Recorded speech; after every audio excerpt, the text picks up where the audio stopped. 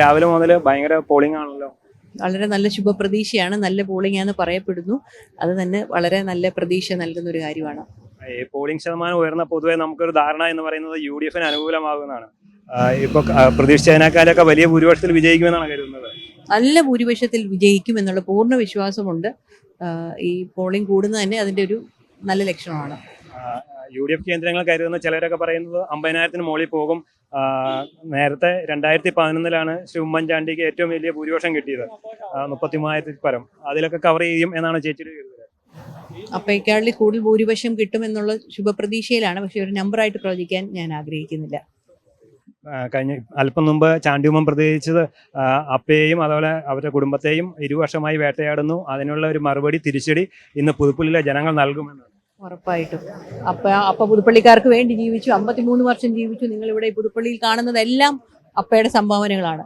അതിനുള്ള മറുപടി പിന്നെ ചാണ്ടി ഉമ്മനെ അവർ ഓൾറെഡി തന്നെ അവരുടെ കുടുംബത്തിലേക്ക് അപ്പയെ പോലെ തന്നെ സ്വീകരിച്ചു കഴിഞ്ഞു. അതിൻ്റെ അപ്പയെ ഈ വേട്ടയാടിയതിനും ചാണ്ടി ഉമ്മനെ പൂർണ്ണമായി സ്വീകരിച്ചതിൻ്റെയും ഉത്തരമായിരിക്കും ഇന്നത്തെ ഇലക്ഷൻ. ശ്രീ ഉമ്മൻചാണ്ടി അനുഭവിച്ച വേദനകൾക്കുള്ള ഒരു മറുപടി ആയിരിക്കും പുതുപ്പള്ളി നൽകിക്കൊണ്ടിരിക്കുന്നത്. അതും കൂടെ ആയിരിക്കും. പല പല ഫാക്ടേഴ്സിൽ ഒരു ഫാക്ടർ, ഏറ്റവും മുകളിൽ നിൽക്കുന്ന ഒരു ഫാക്ടർ, ഒരു സ്വന്തം കുടുംബത്തിലെ അംഗത്തെ പോലെ നിന്ന ഉമ്മൻചാണ്ടിയെ കഴിഞ്ഞ എത്രയോ വർഷങ്ങൾ ദുഃഖിപ്പിച്ചു. അതിന്റെ ഒരു മറുപടി എന്തായാലും ഉണ്ടാകും എന്നുള്ള പ്രതീക്ഷയിലാണ്. മരണശേഷവും ഇപ്പോൾ ഈ ഇലക്ഷൻ സമയത്തും ശ്രീ ഉമ്മൻചാണ്ടി അതോടൊപ്പം തന്നെ കുടുംബത്തെയും അധിക്ഷേപിക്കുന്ന തരത്തിലുള്ള സൈബർ ആക്രമണങ്ങളൊക്കെ ഉണ്ടായി. അതിനെല്ലാം കൃത്യമായ ഉത്തരങ്ങൾ കൊടുത്തിട്ടുണ്ട്, എല്ലാം ക്ലാരിഫൈ ചെയ്തിട്ടുണ്ട്. അതോടെ അതെല്ലാം തീർന്നു എന്നുള്ള പൂർണ്ണ പ്രതീക്ഷയാണ്.